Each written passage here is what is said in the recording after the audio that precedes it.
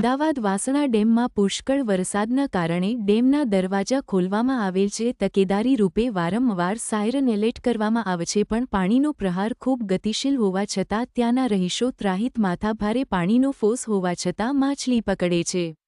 તેમજ વચ્ચોવચ્ચ ઊભા છે. કોઈ જાનહાનિ થાય તો આનો જવાબદાર કોણ છે? રિપોર્ટર અલ ફૈઝલ શેખ, એડિટ ઇમરાન સોઢા. ન્યૂઝ બાબતે ન્યાય ક્ષેત્ર અમદાવાદ રહેશે ગુજરાતની આજ અમદાવાદ હેલ્પલાઇનનો 800001877770